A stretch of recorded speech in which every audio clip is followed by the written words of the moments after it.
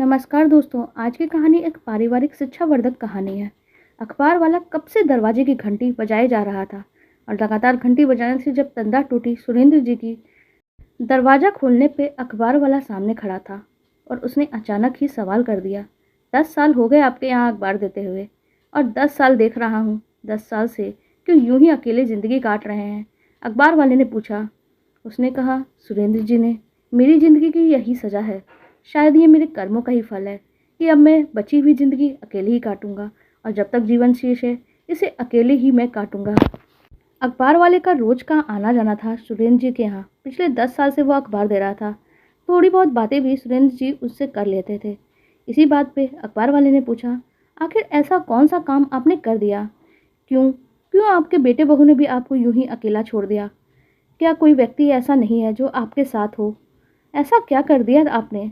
सुरेंद्र जी ने फिर अपनी कहानी बताना शुरू की कि यह उनके ही कर्मों का फल है जो इस तरीके से उन्हें मिल रहा है। जो कर्म किए हैं उन्हें तो भुगतना ही है, ऐसा सुरेंद्र जी ने कहा। मेरे इन कर्मों का फल शायद मेरे जीवन के समाप्त होने तक चलेगा। इसके आगे सुरेंद्र जी ने अपनी कहानी बताना शुरू करी।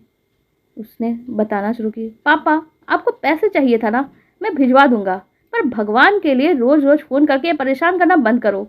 मेरे पास वक्त नहीं है, मैं नहीं आ सकता आपके यहाँ वहाँ आपसे मिलने के लिए। तो क्या हो गया? मेरे आने से क्या मम्मी की तबीयत ठीक हो जाएगी? और यूं बार बार फ़ोन करके मुझे डिस्टर्ब मत करिए, डॉक्टर का काम है, डॉक्टर ही करेगा। इतना कह के फ़ोन रख दिया अजीत ने। सुरेंद्र जी फ़ोन को हाथ में यूं ही लिए उसे निहारते रहे। उन्हें ऐसा करते देख उनकी पत्नी मोहिनी जी ने कहा, क्या हुआ जी? क्या जवाब दिया अजीत ने? कब आ रहा है वो? उसके पास टाइम नहीं है, वो अभी बिल्कुल भी नहीं आ पाएगा। इतना कह के सुरेंद्र जी ने फ़ोन को एक तरफ रख दिया। सुरेंद्र जी का जवाब सुनकर मोहिनी ने लंबी सांस भरते हुए कहा, आजकल बड़ी याद आती है उसकी। पता नहीं, ऐसा बार बार लगता है कि कब भगवान के पास से बुलावा आ जाए, मेरी सांसें उखड़ जाए। जाने से पहले एक बार उसे देखना चाहती हूँ, बस आखिरी इच्छा है। अरे भगवान, भगवान के घर जाए तुम्हारे दुश्मन, अब उसकी भी तो मजबूरी समझो।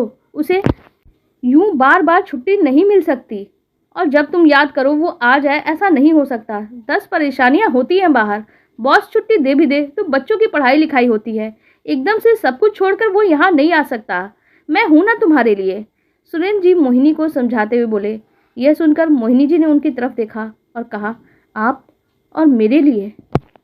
फिर दूसरी तरफ आंखें बंद करके लेट गई। उसने मुंह घुमा लिया था। उन्हें इस तरीके से सोता देख सुरेंद्र जी रसोई में आए और अपने लिए खाना परोसने लगे। खाना लेकर बाहर डाइनिंग टेबल पर आकर बैठ गए। थाली में से निवाला तोड़कर मुंह तक ले भी आए, पर उनसे खाते नहीं बना। आखिर काफ़ी देर से उन्हें भूख लग रही थी, पर मोहिनी जी की जिद को देखकर बेटे को फ़ोन लगा दिया। जानते थे कि बेटे का यही जवाब मिलेगा, पर क्या कर सकते थे? आखिर खून तो उन्हीं का है, उसी से रिश्तों की कहाँ कदर होगी? आखिर पैसा और तरक्की के आगे उन्हें भी क्या ही दिखता था? समय के साथ बेटे को भी तो उन्होंने अपने जैसा ही बना दिया था। पर मोहिनी जी का क्या करें? उनकी हालत देख के उन्हें बड़ी दया सी आती थी और साथ ही अपने कर्मों का पछतावा भी होता था। उनके शब्दों ने तो उसे झकझोर के रख दिया था। इतना परेशान किया था उन्होंने मोहिनी जी को। आज सब कुछ आंखों के सामने घूम रहा था। मोहिनी जब शादी होकर इस घर में आई थी कितनी हंसमुख थी। उस समय घर में माँ बाबूजी का राज चलता था। सुरेंद्र जी घर के बड़े बेटे थे, उन पर काफ़ी जिम्मेदारियां भी थीं। उनसे छोटे 2 भाई और बहन भी थे। मोहिनी जी 16 साल की ही तो थी जब वो शादी होकर इस घर में आई थी, लेकिन आते ही उनके ऊपर जिम्मेदारियों का बोझ डाल दिया गया। वो घर की बड़ी बहू थी। घर वालों को सिर्फ उनसे काम ही चाहिए होता था, सिर्फ काम और सिर्फ काम। कहीं जाना भी हो तो घर के सभी लोग चले जाते थे, लेकिन उन्हें घर पर ही छोड़ कर जाते थे। आखिर उनके जाते ही काम रुक जाता। ऊपर से सुरेंद्र जी भी क्या कम थे। उनका और मोहिनी जी का रिश्ता सिर्फ कमरे तक ही सीमित था। बाद में तो उन्हें मोहिनी जी से कोई लेना देना ही नहीं होता था। माता पिता भाई बहन उनके सामने मोहिनी जी को सुनाते रहते, जब तब मोहिनी जी का अपमान किया जाता, पर इस पे भी सुरेंद्र जी कुछ नहीं कहते। उनके हिसाब से तो बहुएं इसी हिसाब से रखी जाती थी। मोहिनी जी अगर उनसे कुछ कहती भी तो वो जवाब देते, अरे तुम ये औरतों की बातें क्यों लेकर बैठ गई, अब मैं क्या बोलूँ इसमें? फिर तुम तो बहू हो, तुम्हें तो काम करना ही है, तो काम ढंग से क्यों नहीं करती हो? काम ऐसे किया करो कि घर के सब लोग खुश रहें। किसी को बोलने का मौका तुम ही दे रही हो, मौका ही मत दो। और मुझे बेवजह परेशान मत किया करो, आखिर मुझे पैसा भी तो कमाना होता है। और इसके आगे मोहिनी जी चुप हो जाती। जब मोहिनी जी पहली बार गर्भवती हुई उस समय भी उनके ऊपर बहुत सारे कामों का बोझ डाल दिया गया। एक तो कम उम्र की गर्भावस्था, ऊपर से इतने सारे काम। मोहिनी जी कमजोर होने लगी थी, पर उन्हें डॉक्टर को भी नहीं दिखाया गया। फिर एक ऐसा दिन आया जब उनकी तबीयत बहुत ज़्यादा बिगड़ गई। सुबह उन्होंने सुरेंद्र जी को कहा भी, मुझे कुछ ठीक नहीं लग रहा है जी, चक्कर आ रहे हैं, बहुत कमजोरी लग रही है, आज तो कम से कम डॉक्टर को दिखा दो। लेकिन सुरेंद्र जी ने जवाब दिया, अरे माँ ने कहा है ना कि गर्भावस्था में ये सब समस्या होते रहती है, तुम फिक्र मत करो, माँ सब कुछ संभाल लेंगी, और फिर डॉक्टर का क्या है, बेवजह के पैसे अरेठ लेंगे। पर मेरी तबीयत तो ज़्यादा खराब है, आप एक बार तो साथ चल के दिखा लो। मुझे और कोई काम नहीं है क्या जो तुम्हें हॉस्पिटल लेकर मैं घूमता फिरता रहूं? सुरेंद्र जी इतना कहकर अपने काम पे रवाना हो गए। मोहिनी जी ने अपनी सास से भी कहा, लेकिन उन्होंने भी एक कान से सुना और दूसरे कान से निकाल दिया। आखिर दिन में जब उनकी तबीयत बहुत ज़्यादा बिगड़ गई, तब देवर और सास उन्हें हॉस्पिटल लेकर गए। तब तक बच्चा पेट में ही खत्म हो चुका था।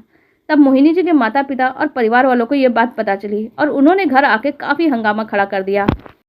और मोहिनी जी को अतिरिक्त शारीरिक बोझ ना पड़े, उनका स्वास्थ्य अच्छा हो जाए, इसलिए वो उन्हें मायके लेकर चले गए। 1 साल तक मोहिनी जी का इलाज भी हुआ और उनका स्वास्थ्य लाभ भी हुआ, और वो 1 साल मायके में रही। उस जमाने में बेटी को अपने घर में रखना बहुत बड़ी बात थी। लोगों ने भी बहुत सारी बातें बनाई। उनके खुद के घर वालों ने भी कई बार कहा उन्हें वापस छोड़कर आने के लिए, लेकिन उनके पिता वो जिद पर अड़े रहे।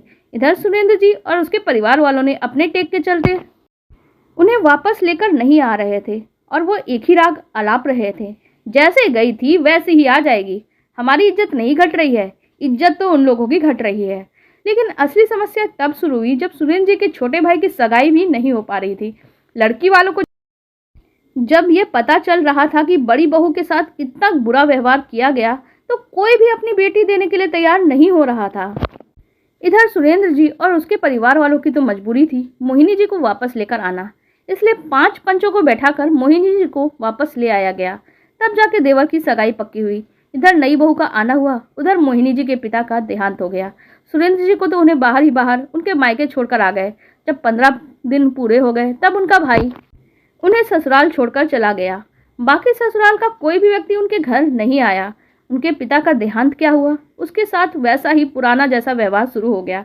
सुरेंद्र जी पूरी तरह से अपने माता पिता के कहे अनुसार ही चलते थे। उन्होंने इस बात से भी सबक नहीं लिया कैसे उनका भाई अपनी पत्नी का साथ देता है। उल्टा वो सब लोग तो मोहिनी से चिढ़े बैठे थे। आखिर कैसे वो 1 साल तक अपने मायके में रहकर आ गई। अब तो आलम यह हो गया था कि सुरेंद्र जी कई बार अपने माता पिता के कहने पे मोहिनी जी पर हाथ भी उठा देते थे। हारी बीमारी में उन्हें डॉक्टर को कभी दिखाया ही नहीं जाता था। जब अजीत का जन्म हुआ, तब भी जैसे तैसे 9 महीने निकाले थे उसने। मोहिनी जी ने सोचा था कि अजीत के जरिए शायद उसे थोड़ी खुशी मिल जाए, लेकिन उनके सास ससुर और पति उसे भी अपने जैसा ही बनाने में लगे हुए थे। अजीत को उन्होंने वही सिखाया जो वो सिखाना चाहते थे, तो अजीत भी अपनी माँ को पलट कर जवाब दे देता था। ये देख के सुरेंद्र जी और उनके परिवार वालों को बहुत शांति मिलती थी, बहुत खुशी होती थी। वक्त के साथ सास ससुर दुनिया छोड़कर चले गए। अजीत बड़ा हो गया, उसकी भी शादी हो गई। वो अपनी पत्नी के साथ दूसरे शहर में नौकरी के लिए चला गया। इस बात से कम मोहिनी जी को बहुत खुशी थी कि अजीत की शादी जिससे हुई, कम से कम अजीत उसकी कद्र तो करता है। अब परिवार में कोई बचा नहीं, तो मोहिनी जी के लिए सुरेंद्र जी का व्यवहार धीरे धीरे बदलने लगा। पर मोहिनी जी का स्वास्थ्य निरंतर गिरता जा रहा था। पर अब तो सुरेंद्र जी से वो कुछ कहती भी नहीं। शायद अब मन में जीने के लिए लालसा भी नहीं बची थी। एक दिन जब वो चक्कर खा के गिरी, तब सुरेंद्र जी उन्हें अस्पताल लेकर गए। तब उनके सारे चेकअप हुए और पता चला कि उन्हें तो कैंसर हो चुका है। पैसे टकों की कोई कमी नहीं थी, इसलिए इलाज भी शुरू हो गया, पर सुधार नहीं हो रहा था। अब तो सुरेंद्र जी भी उनके लिए काफ़ी भागा दौड़ी कर रहे थे। काफ़ी दिन तक वो अस्पताल में ही रही। अब तो डॉक्टर्स ने भी जवाब दे दिया। मोहिनी जी अंतिम सांसें गिन रही थी कि कब भगवान का बुलावा आ जाए। कुछ कह नहीं सकते, आखिर कैंसर पूरे शरीर में फैल चुका था। बस पिछले ही दिन अजीत को देखने की इच्छा लिए वो बस बैठी थी। तभी अंदर से मोहिनी जी की खांसने की आवाज़ आई, तो सुरेंद्र जी उठकर अंदर गए तो देखा कि कुछ ढूंढने की कोशिश कर रही हैं। वो उनके पास गए और उनके हाथों में हाथ रखकर बोले, कुछ चाहिए था तुम्हें? सुनकर मोहिनी जी ने दूसरी तरफ मुंह फेर लिया। कुछ चाहिए तुम्हें? अजीत तो आते से ही आएगा। कोई दूसरी इच्छा हो तो बताओ, मैं ज़रूर पूरी करूँगा। यह सुनकर मोहिनी जी ने उनकी तरफ देखा, जैसे कह रही हूँ जिंदगी भर तो अहमियत दी नहीं, अब क्या फ़ायदा ये सब करके। उनकी आंखों में देखकर सुरेंद्र जी की आंखों में आंसू आ गए और उन्होंने कहा, मैं अपने किए के लिए माफ़ी मांगता हूँ। इतना कुछ होने के बावजूद तुमने ज़िंदगी भर मेरा साथ दिया। अब कम से कम एक इच्छा तो मैं तुम्हारी पूरी कर ही सकता हूँ। अजीत नहीं है तो क्या हुआ, मैं हूं ना तुम्हारे लिए। यह सुनकर काफ़ी देर तक मोहिनी जी उनकी तरफ ही देखती रही। कमरे में बिल्कुल ही खामोशी पसर चुकी थी। आप कब थे मेरे लिए? अचानक मोहिनी जी के मुंह से निकला ये शब्द था। ये सुनते ही सुरेंद्र जी चुप हो गए। उन्हें चुप कर देख मोहिनी जी वापस उल्टा तरफ घूमकर लेट गईं। उनके चेहरे पे सुकून भरी मुस्कान आ गई थी। सुरेंद्र जी उन्हें यूं ही देखते रहे। पता नहीं क्यों सुरेंद्र जी मोहिनी जी की उस मुस्कान से बहुत ज़्यादा डर रहे थे, जैसे वो कह रही हो, जिंदगी भर तो तुम मुझे हराते आए, लेकिन देखो ना, आज तो तुम हार चुके हो। काफ़ी देर तक सुरेंद्र जी उन्हें ऐसे ही देखते रहे, पर मोहिनी जी के शरीर में तो कोई हलचल हो ही नहीं रही थी। यह देखकर उन्होंने मोहिनी जी को हिलाया डुलाया, पर ये क्या, उनके तो प्राण पखेरु उड़ चुके थे। वो अपने अंतिम सफ़र पर निकल चुकी थी। अब घर में सुरेंद्र जी अकेले रह चुके थे। अब ना तो वो माता पिता साथ थे, जिनके कहने पे अक्सर वो मोहिनी जी को मारते पीटते थे, ना ही वो भाई बहन साथ थे, जिनके अपमान करने के बावजूद वो अपनी पत्नी को ही झुककर रहने के लिए कहते थे, और ना ही वो बेटा साथ में था जिसे उन्होंने अपने जैसा ही बना दिया था। और जिंदगी के आखिरी दिनों में अकेले अपने कर्मों को याद करके, अपने बीते हुए समय को याद करके बस अपनी बची हुई जिंदगी काट रहे थे, शायद अपने कर्मों को भुगतने के लिए। आप लोगों को हमारी ये कहानी कैसी लगी कमेंट सेक्शन में ज़रूर बताइएगा। साथ ही वीडियो को लाइक कर दीजिएगा और हमारे चैनल को भी सब्सक्राइब कर लीजिएगा। धन्यवाद।